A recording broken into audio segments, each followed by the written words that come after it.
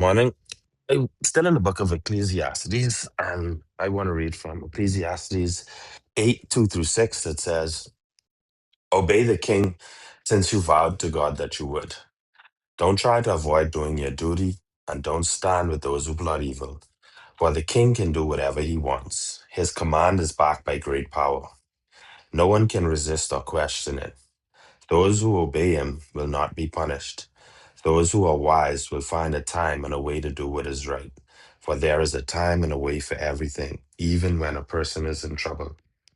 And today, I'm grateful for life and health and strength, and grateful for my wife and my children, and um, grateful for each and every one of you, grateful for my staff, and um, just grateful for every opportunity and everything that the Lord has placed on me. You know,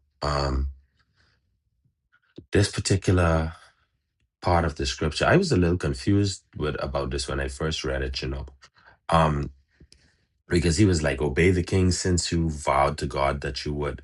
And then I started to like read it back to myself again, and then I kind of got it. Um, you know, the funny thing about authority is, right, is that you can't put nobody above God. And that's kind of what he's saying. Because back in those days, like the king was like the king.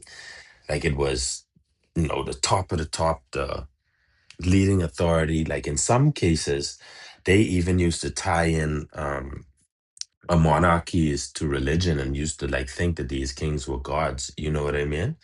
And what the scripture was telling us at this moment in time, right, is that obey the king, obey authority, but don't obey authority because that person is a king. Obey the authority because of your vow to God, because of the person that who you are, because of the character that who you are, right? But then he also goes on in this verse to remind us, right?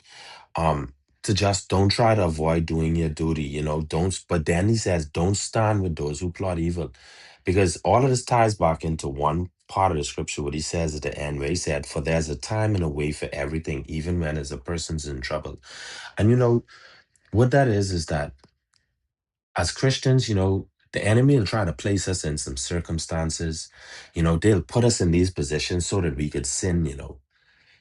Like there's always something that is pop up. This person who gets you cross. There's somebody who steal from you. This person who trying to push you to the brink.